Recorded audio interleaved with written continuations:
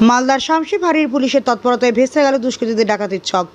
ডাকাতির উদ্দেশ্যে জড়ো হওয়া 3 দুষ্কৃতী ধরা পড়লে পুলিশের জালে। পুলিশ সূত্রে জানা গিয়েছে, ধৃত দুষ্কৃতীদের নাম তায়েব আলী, লিটন আলী, সাদির আলী। এর মধ্যে তায়েবের বাড়ি পুকুরিয়া থানার শ্রীপুর এলাকায় এবং বাকি দুজন চাঁচল থানার সুজাগঞ্জ এলাকার বাসিন্দা। বুধবার রাতে তারা সহ বেশ কয়েকজন দুষ্কৃতী ডাকাতির উদ্দেশ্যে শামসির সোনাপট্টি এলাকায় জড়ো হয়েছিল। সূত্র মারফত এই খবর জানতে পেরে শামসি ফাঁড়ির পুলিশ এই এলাকায় অভিযান চালায়। পুলিশকে দেখে কয়েকজন দুষ্কৃতী পালাতে সক্ষম হলেও 3 দুষ্কৃতী ধরা পড়ে পুলিশের জালে। ধৃতদের কাছ থেকে উদ্ধার হয় ডাকাতির কাজে ব্যবহৃত বেশ কিছু সরঞ্জাম।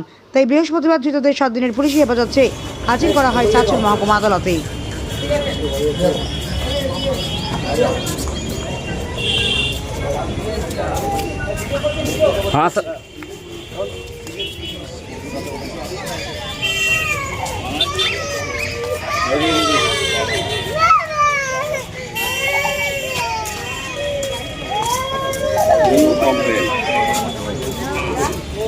You have pending.